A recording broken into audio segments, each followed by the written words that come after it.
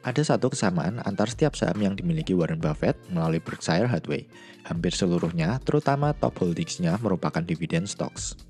Di video ini, saya akan bahas seputar dividen yang berhasil dikoleksi Berkshire Hathaway dari Coca-Cola, top holdings, total dividen, hingga kenapa Berkshire sendiri tidak bagi dividen. Berkshire memiliki 400 juta lembar sahamnya Coca-Cola. Di 2022 yang lalu, Coca-Cola membagi dividen sebesar $1,76 per lembar. Artinya, total dividen yang diterima Berkshire untuk tahun 2022 sebesar $704 juta. Jika dibandingkan dengan modal awal Berkshire saat membelinya pada rentang 1988 hingga 1989 sebesar $1,3 miliar, maka dividen yield untuk tahun 2022 sudah mencapai 54%. Jika kita membeli Coca-Cola sekarang, maka kita hanya akan mendapat dividen yield sekitar 3%. Berkshire mendapatkan dividen 54% karena sudah hold saham ini selama 35 tahun. Coca-Cola juga selalu bagi dividen sekaligus menaikkannya setiap tahun dalam 60 tahun terakhir. Coca-Cola saat ini menyandang status dividen king, di mana saham-saham dengan status ini merupakan saham-saham yang berhasil setidaknya dalam 50 tahun terakhir terus bagi dan menaikkan dividen setiap tahun tanpa putus. Per 31 Desember 2022, Berkshire memiliki total 49 saham dengan nilai portfolio sebesar $299 miliar.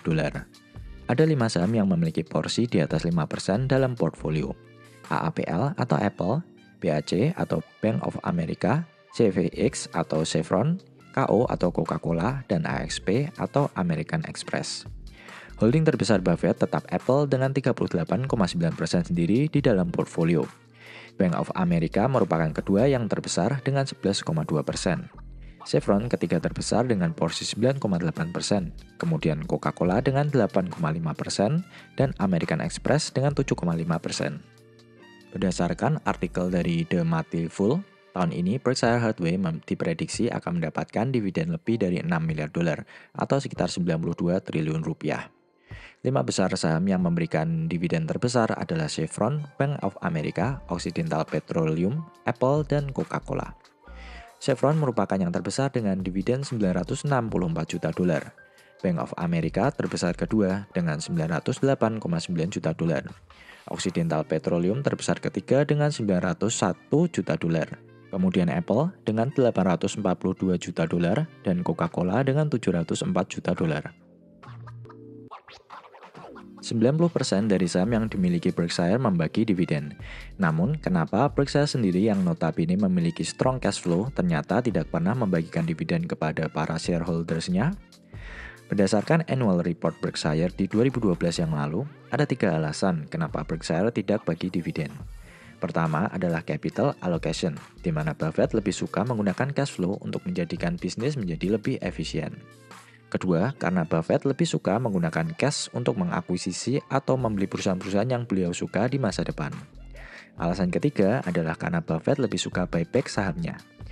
Dividen merupakan cash flow bagi pemegang saham, sedangkan buyback, walaupun tidak bisa dinikmati secara tunai, meningkatkan value dari saham yang dimiliki. Seperti Warren Buffett, kita sebenarnya juga bisa mendapatkan yield seperti di saham Coca-Cola tadi, asalkan kita memiliki perusahaan yang dividennya rutin dan tumbuh setiap tahun. Di Indonesia, kita bisa menemukan saham-saham yang memiliki potensi, seperti BBCA, BBRI, Sido Muncul, hingga Indofood. Yang paling penting selain saham yang tepat adalah holding period kita seperti Warren Buffett tadi yang sudah hold saham Coca-Cola selama 35 tahun. Kesabaran dan disiplin memang sangat berperan penting di sini. Oke, silahkan sampaikan pandangan dan opini teman-teman di kolom komentar.